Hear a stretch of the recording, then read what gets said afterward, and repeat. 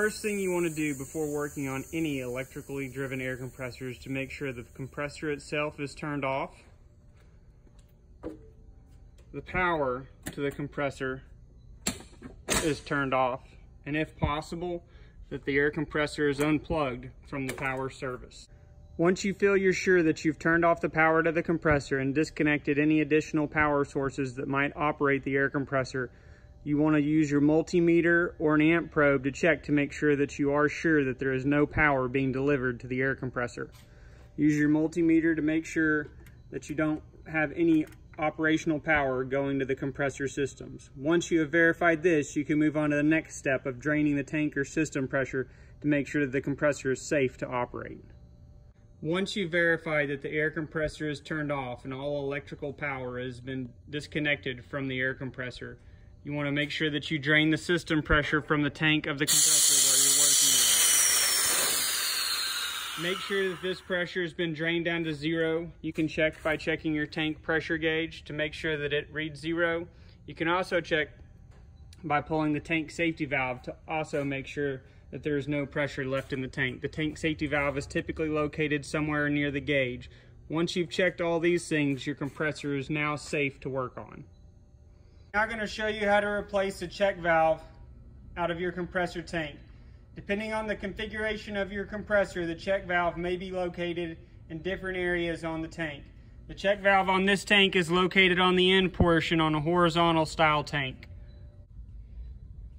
On some vertical tanks, the check valve may be located on the side of the compressor tank.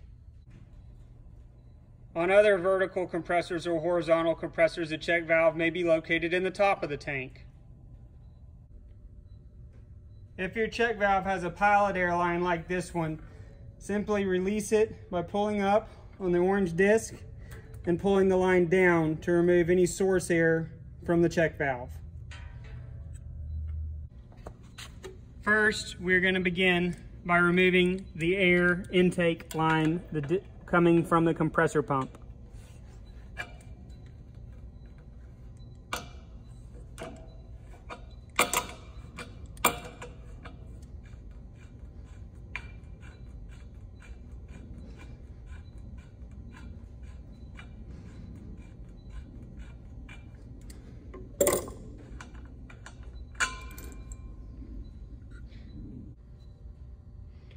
Next, we will remove the check valve from the compressor tank.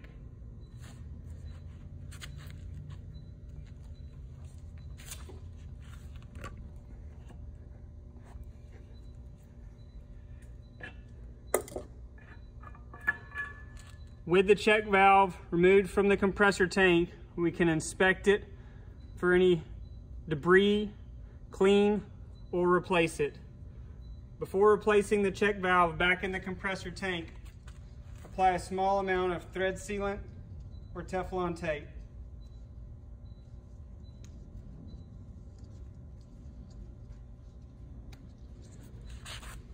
At that point, you can then reinstall the check valve or replace with a new check valve back into the compressor tank.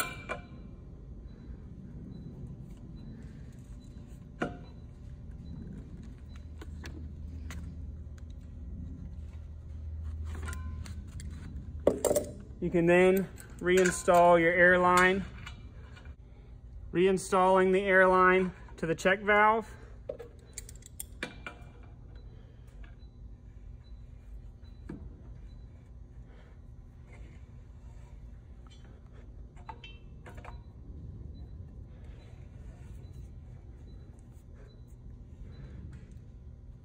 Making sure that it is firmly fitted.